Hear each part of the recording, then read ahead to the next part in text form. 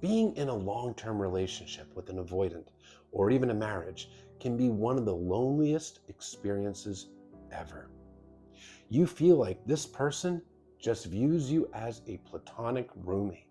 You feel alone. There's no emotional connection. It's distant. And no matter how hard you try, this person keeps you at an emotional arm's length. The relationship started out great in the beginning. It was a shared fantasy.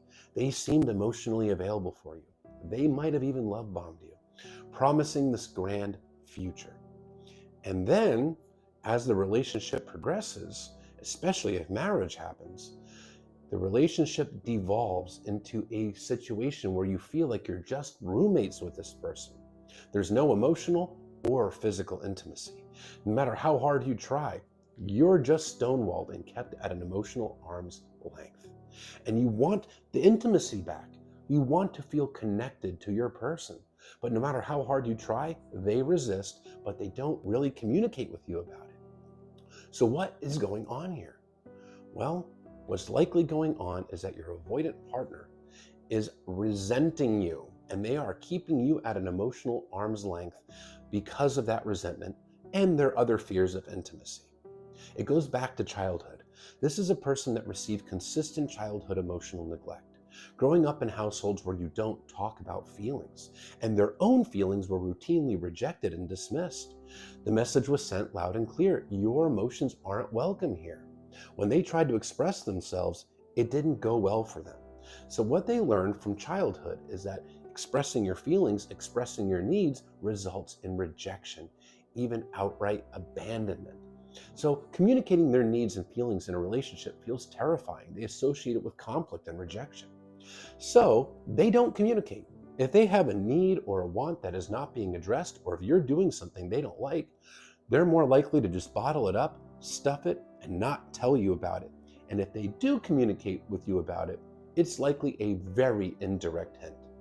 They often have the mentality in a relationship that you should just know. If you love them, you should just know what they want. Well, that doesn't really work that way. You should just know is a relationship killing thought process, because nobody just knows, because nobody can read minds.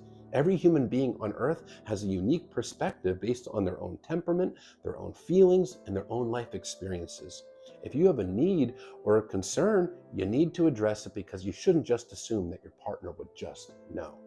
But they take that approach because of their fears of communication.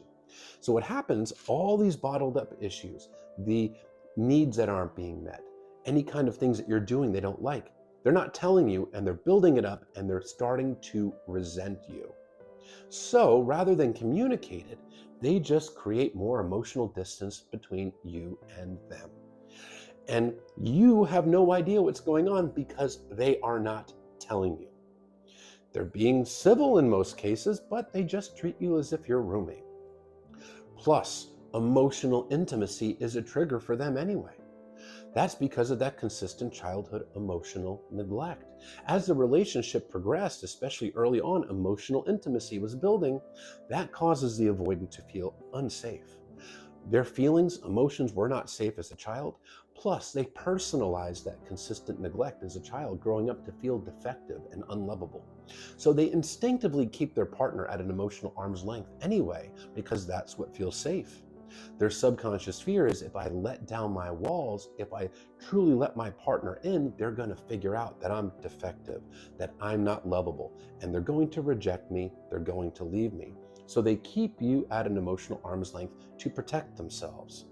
But avoidants avoid, and they avoid painful emotions, they try to suppress it, and they also avoid self-reflection, because self-reflection in essence would require them to confront their own inner wound of shame and defectiveness.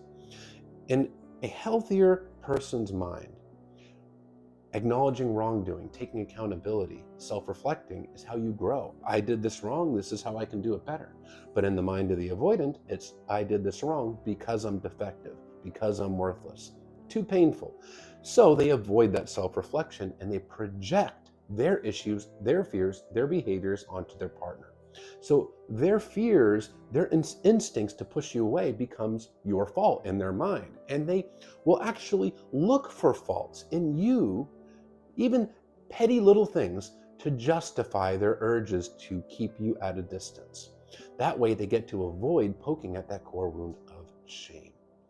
What is important to do if you are in one of these long-term relationships or marriages where there is no intimacy of any kind and this person is not communicating with you is to hold boundaries. Boundaries are your limits of what you want, what you don't want, what you'll tolerate, not tolerate, what you need, what you don't need, and what you will expect from your partner. Those are your limits.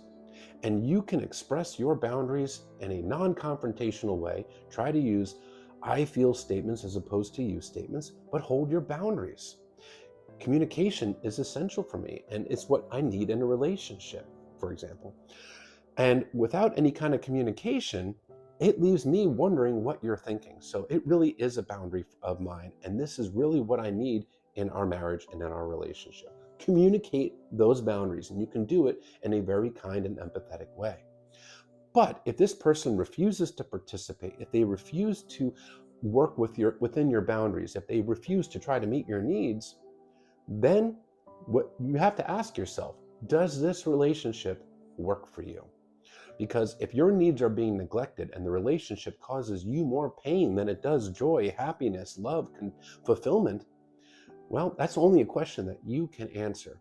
But you got to start with holding your boundaries. Because if you don't hold boundaries, what could possibly change? There's no incentive for this person to make any changes because you're not holding your limits with them. One thing about healthy, wonderful long-term relationships that they all have in common is that both partners have and hold boundaries with each other, because that way you know what the other person's needs, expectations, and limits are. And then you can try to meet their needs and stay within their limits. And your boundaries ultimately are how you define yourself to your partner because they're based off of your core values. And if you ever want to know what your core values are behind your boundaries, think of your boundaries and ask yourself why. For example, if a boundary is, I don't want to be cheated on, why? Because I believe in monogamy, I believe in trust and faithfulness. Your answer why is the core value behind that boundary. So if your partner or spouse is refusing to respect your boundaries, what they're really telling you is that there's a fundamental difference in core values between you and them. And that really is something to consider. But do not take it personally. If you are showing up as a healthy person, if you are giving your all, giving your best to the relationship or marriage, and they're still distant and you're feeling complete loneliness in that marriage, don't beat yourself up. Don't blame yourself. You're not responsible for their further attachment wounds, and you're not responsible for their lack of communication. But you do need to hold boundaries, because holding boundaries is the ultimate form of acknowledging your own self-worth, holding your limits, and really self-respect.